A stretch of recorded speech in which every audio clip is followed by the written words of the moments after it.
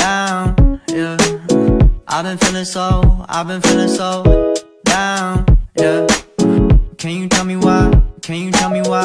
Halo semuanya, perkenalkan saya mewakili dari kelompok 7. Kami akan presentasikan hasil kerja kelompok kami untuk memenuhi tugas proyek pembuatan video materi yang kedua, 3, dan 4 mata kuliah kepemimpinan dari tugas PowerPoint yang dikerjakan sebelumnya.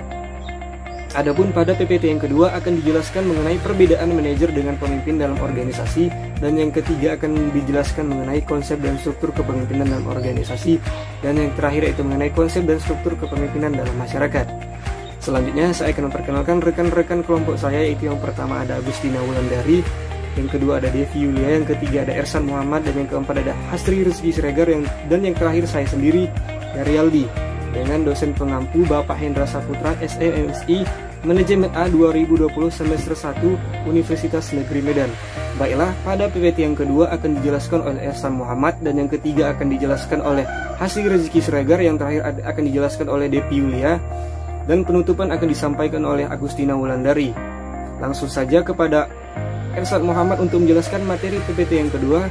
Dipersilakan. Terima kasih. Assalamualaikum warahmatullahi wabarakatuh.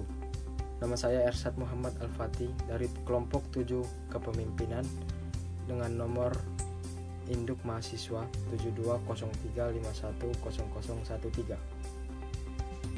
Saya berdiri di sini akan menerangkan materi bagian 2, perbedaan manajer dengan pemimpin dalam organisasi. Apakah pemimpin dan manajer itu? Manajer adalah seorang yang memiliki pengalaman, pengetahuan, keterampilan baik, dan yang diakui oleh organisasi untuk dapat memimpin, mengelola, mengendalikan, mengatur, dan mengembangkan organisasi dalam rangka mencapai suatu tujuan. Pemimpin merupakan orang yang mengembangkan tugas dan tanggung jawab untuk memimpin dan dapat memengaruhi orang yang dipimpinnya. Dan pemimpin adalah seorang yang menjadi titik pusat yang mengintegrasi kelompok. Perbedaan tugas dari manajer dan pemimpin dalam organisasi. Tugas manajer meliputi mengatasi berbagai masalah yang dihadapi organisasi, mengawasi dan mengendalikan organisasi, menggali dan mengembangkan sumber daya yang dimiliki oleh organisasi. Tugas pemimpin meliputi menyusun visi masa depan dengan strategi, mengomunikasikan dan menjelaskan visinya, memotivasi dan memberikan inspirasi kepada anggotanya untuk mencapai tujuan atau misinya sendiri. Perbedaan fungsi dari manajer dengan pemimpin dalam organisasi. Fungsi manajer meliputi perencanaan atau planning, pengorganisasian atau organizing, penggerakan atau actuating, dan pengawasan atau controlling. Selanjutnya fungsi pemimpin meliputi instruksi, konsultasi, partisipasi, dan delegasi. Perbedaan umum manajer dengan pemimpin. Manajer akan merencanakan suatu berdasarkan hal-hal yang sifatnya prosedural, teknis, terarah, tegas, dan tidak bertele-tele. Manajer memiliki pengaruh hanya dalam batasan formal, yang artinya dia akan memiliki pengaruh ketika dia secara formal diberikan jabatan seorang manajer. Sang manajer akan cenderung malas untuk memberikan perhatian moral dalam mengontrol anak buahnya, dan manajer mengontrol risiko.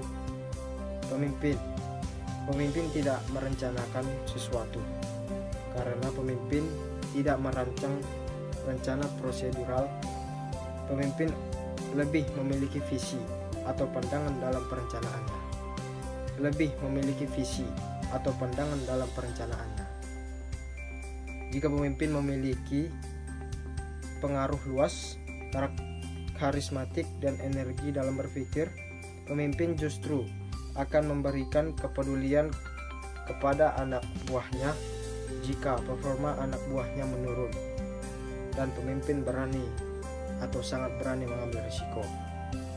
Kesimpulan dari perbedaan di atas, kita bisa mengambil kesimpulan bahwa seorang manajer hanya berurusan dengan benda-benda, struktur, sistem, dan efisiensi. Sedangkan seorang pemimpin berurusan dengan efektivitas orang, memberdayakan, dan menyalurkan potensi yang dimiliki orang lain.